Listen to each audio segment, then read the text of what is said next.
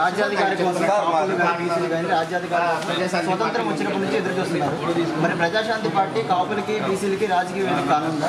ఆంధ్రప్రదేశ్ రాజకీయాల్లో పెనుమార్పుకి సృష్టించడం 2008 నుంచి కాపు నాయకులందరికీ నేను పిలుపునిస్తున్నాను.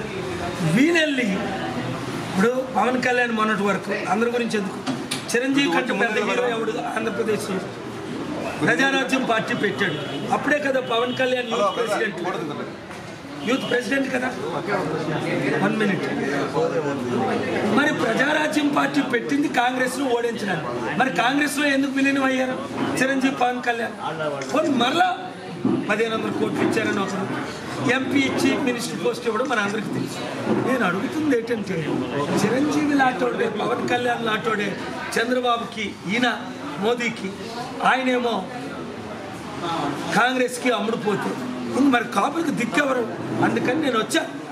ఒక కాపుగా, ఒక బీసీగా దళితుల అమ్మాయిని పెళ్లి చేసుకొని కులాలకు మతాలకు మనం అతీతంగా ఉండాలి, పనిచేయాలి.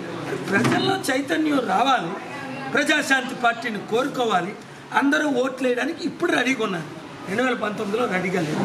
సో కనుక 7569441275 వాట్సాప్ గ్రూపులు పెట్టి రేపు విశాఖపట్నం దగ్గర ఉన్న తగరపోలస 11 గంటలు నేను వస్తున్నాను. రండి, ఫైట్ చేద్దాం, గెలుద్దాం, బీసీని కాపులను ముఖ్యమంత్రి చేద్దాం. మీకు మోదీ తొత్తులు కావాలా? ఉన్న పార్టీలన్నీ మోదీని ఢీకొని చిత్తుగా ఓడించగలిగే కెపాసిటీ కేవలం కేఏ పాల్కే ఉంది.